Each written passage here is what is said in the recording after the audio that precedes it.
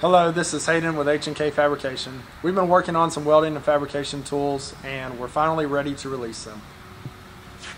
Here's our basic DIY kit. This will only be sold in a DIY kit. Compared to our last version, we upgraded the wheel from a 12-inch to a 14-inch, mainly to accommodate it having a bolt pattern for an 8 and a 10-inch chuck. With this DIY kit, we are now offering our Pro rollout wheel. This will be offered as a DIY kit as well as a ready-to-work rollout wheel. A couple differences in the two. This has got a 2-to-1 brake ratio, whereas our basic kit has a 1-to-1. Our leveler and our brake on our Pro model, fine thread, gives you a lot better accuracy with adjusting both of them. Whereas our basic kit uses a standard coarse thread. We use a API ring on our Pro kit. It's a lot nicer, smoother, just all around better feel in your hand, whereas our basic offers just a flat laser cut wheel. Both rollout wheels have 8-inch and 10-inch bolt patterns, so you can use whichever size chuck you'd like. Our Pro rollout wheel will come zinc plated. This stuff is great compared to powder coat. It doesn't flake off, it doesn't rust, it holds up very well to anything you put it through. A few of our other products, we've got our mini chuck adapter. A lot of guys work with 2-inch, smaller pipe. This is perfect. 8-inch and 10-inch chucks, you can't grab the inside of 2-inch pipe and under. A lot of contractors want you to grab the inside of it. Well, that's where this bad boy comes in handy. Just simply goes inside of whatever rollout wheel you're working with, clamp it down, and you can work with the pipe any size. Over to our roller heads and transfer balls, we have our small roller head, large roller head. Our small works from 1 to 14-inch pipe, whereas our large works from 1 to 24-inch pipe. These work with a self-leveling, no rocking design. They'll rock on the V-head instead of, like most roller heads, they'll just allow the pipe to walk right off of it. This pipe is at an 8-degree angle and rolls great, no walking. I don't recommend to work on something this out of level, but you never know what type of job site you're going to be on. And here we have our transfer balls. These work great for if you're making the next fit up in another jointed pipe, up to your rollout wheel, fitting, whatever. Slide the pipe back and forth as well as rolling it. These don't work the same as our roller heads. You don't want the pipe to be out of level. So you kind of got to pick your application there.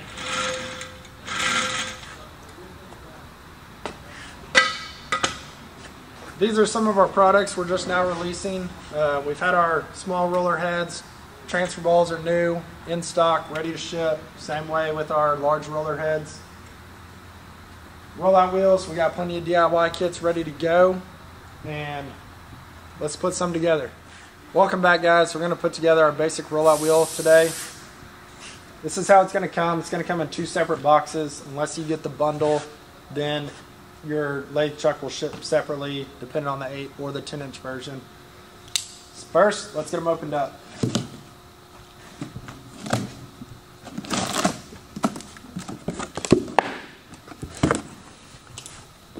This will be your hub and spindle in here and your kit.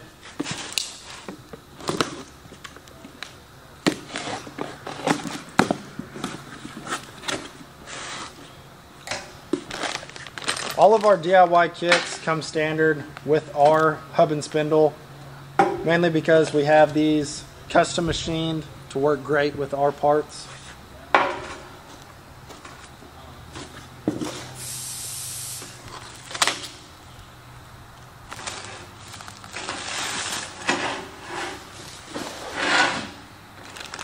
Alright, so you have your hardware kit. We'll set this to the side. We don't need it right now. We'll put our hub and spindle aside as well. I recommend laying everything out just so you can get a good idea of what pieces go where.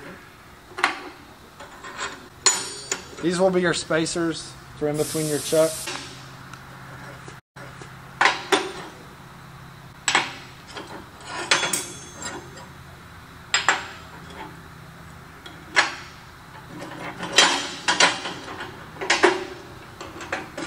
The wheel's the last thing we'll work with, so we can set it aside as well.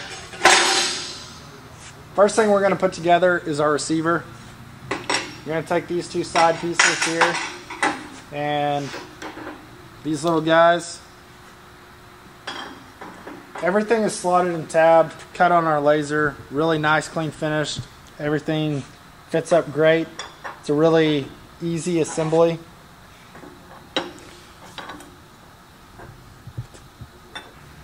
I do recommend to have some clamps handy. It'll help you with the fit up process of these and getting everything tacked up ready to weld.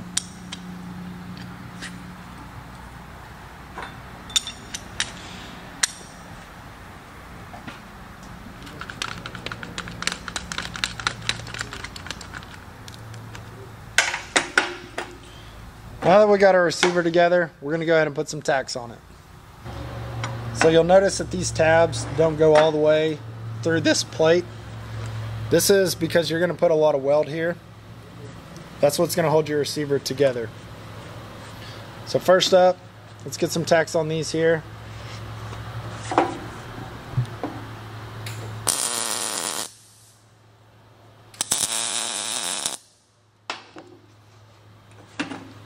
We'll flip it over, hit the other side.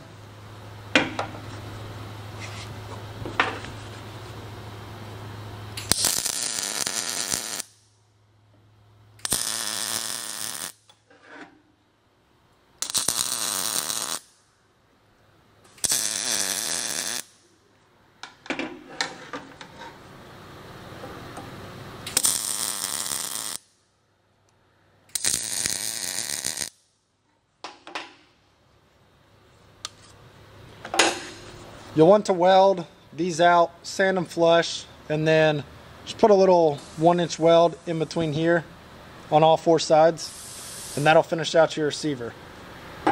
Next up, we got the main body. This will take this plate here, as well as these 2 pieces.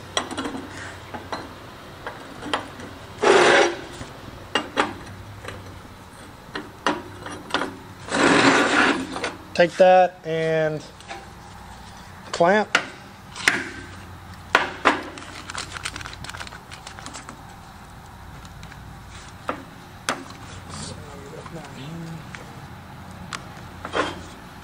Just gonna do the same thing, put a couple tacks on it.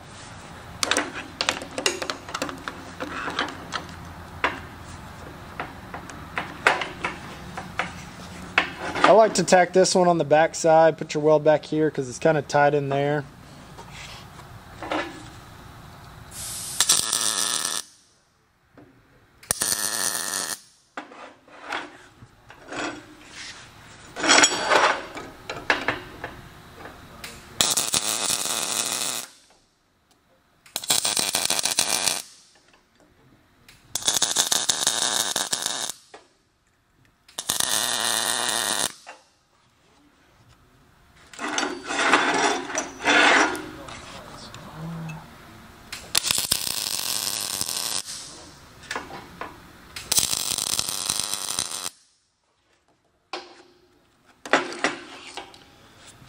So normally weld in here and then a good 1.5 weld there we'll do, and weld this back side.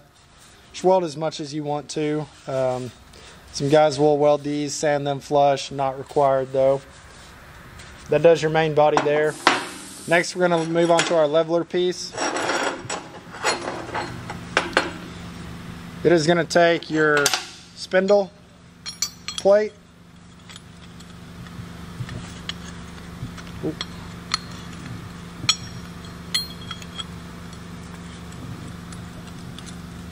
And this little guy here.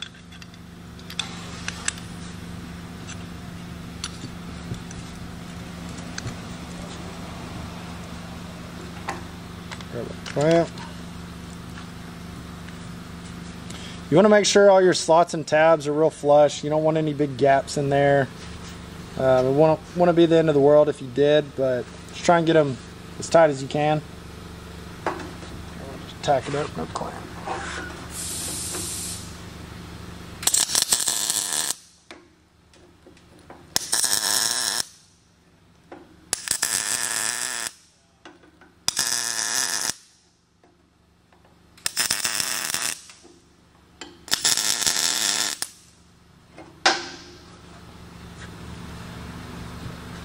So there's your leveler body. Then we're going to take our spindle. Just slips right in there, nice snug fit. Can't really get out of level. You can look at the back side there and make sure that it's pretty even all the way around. Just set this down here. You don't want to tack with it on the table and it mess up the threads or your grease zerk.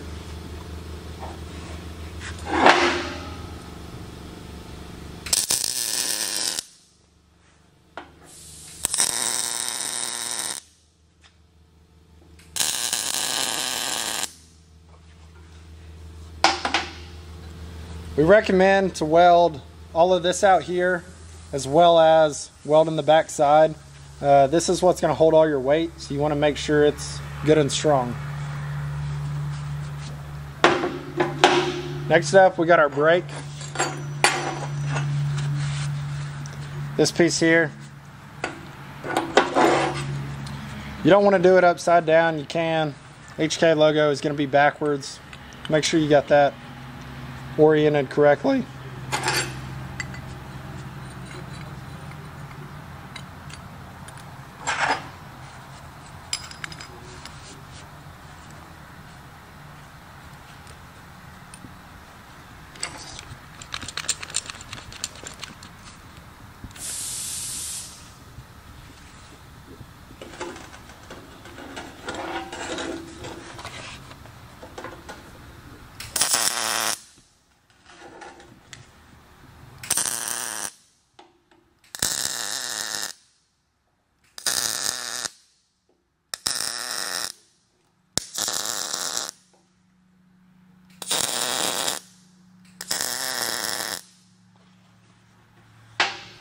Now that you got your brake tacked up, so now we're going to weld up our brake and leveler handles.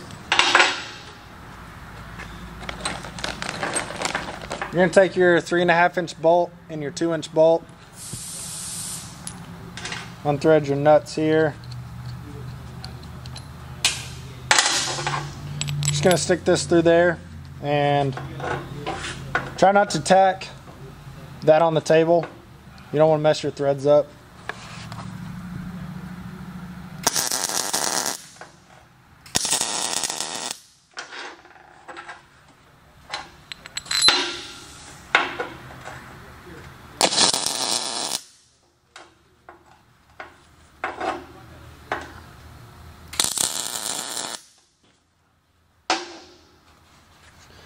We recommend to weld these out around the head. You can weld the back side if you want to, just depends on the look you're going for. From there, we'll kind of backtrack. We need to get our nut onto our leveler body.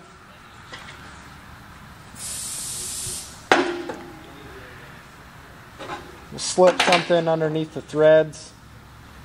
That way it doesn't arc off to the table.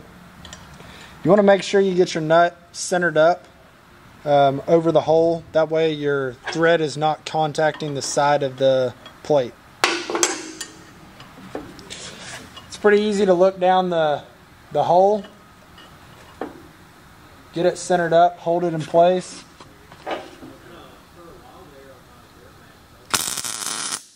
Put a little tack on it.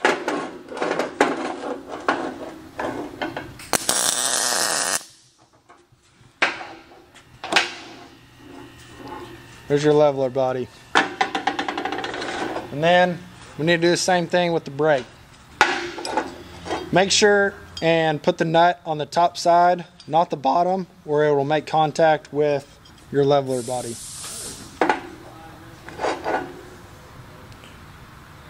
Make sure it's good in center.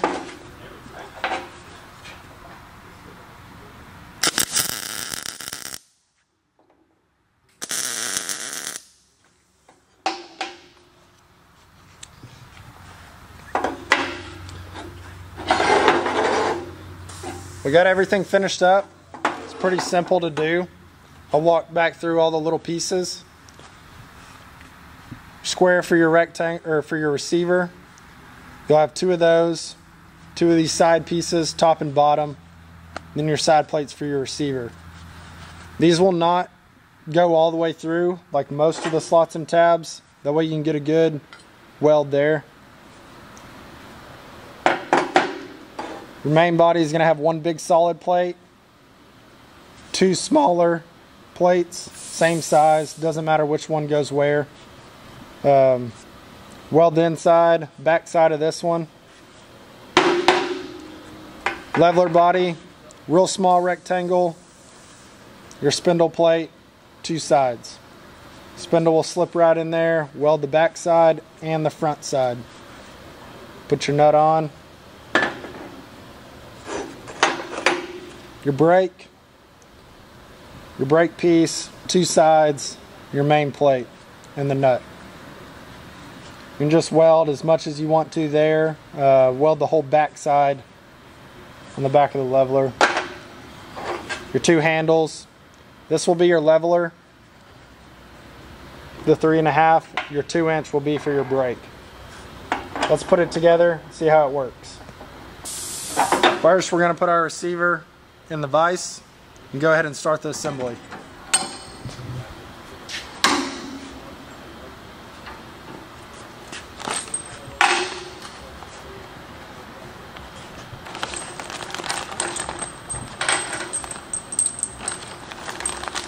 All of your clevis pins are going to be the same size, so it doesn't matter which one goes where.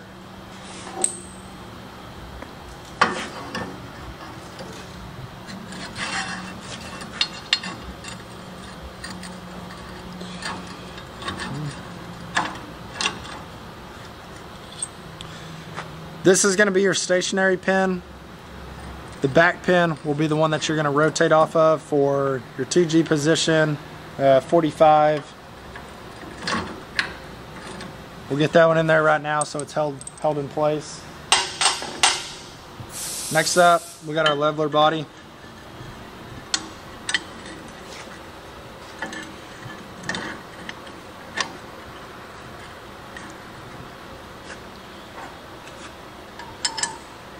Go ahead and thread the handle in there so that way it stays in place. Get it pretty level. Then we'll put our brake on.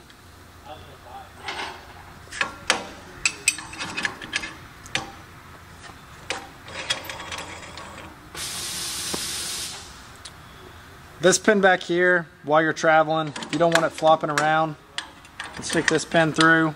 Obviously, if you try and level it too much, that pin's going to stop you. So you'll want to remove this one while you're using it.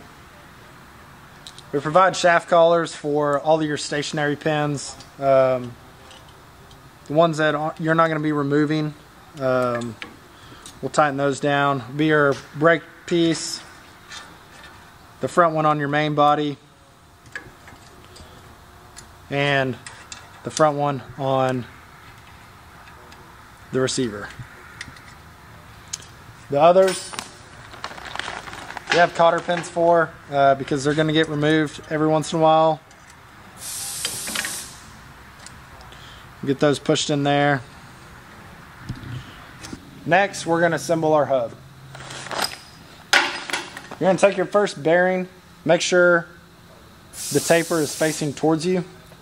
Slip it on. If it's a little tight, just take your hub after you get it on there a little bit and you can tap it on. Then take your seal, tap it into the back of your hub. I'm not going to do this right now. I don't want to mess the seal up. Slip your hub on, your next bearing, and then we will take your washer, slip it on, castle nut.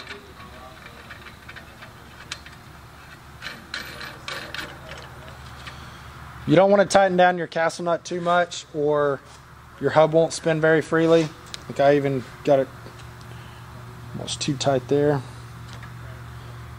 You just want it on just enough to where you can get your cotter pin through. Again, I'm not going to tap this in because then it's not usable. But you'll tap this in, bend it around your castle nut. Next step, you'll take a hammer and pound these out. We won't use these. Use the bolts provided in our bolt bag. Now that you've got the bolts out of the hub, we're going to take the bolts that we supply and your ring. Get all these nuts unthreaded here.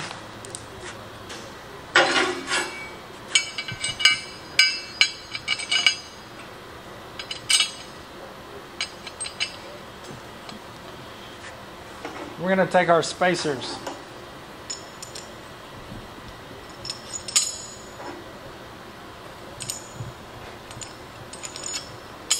I like to alternate them. You can stack them all on top of one side.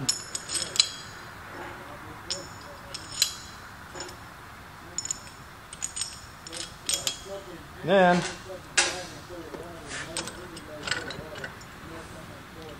put on your hub.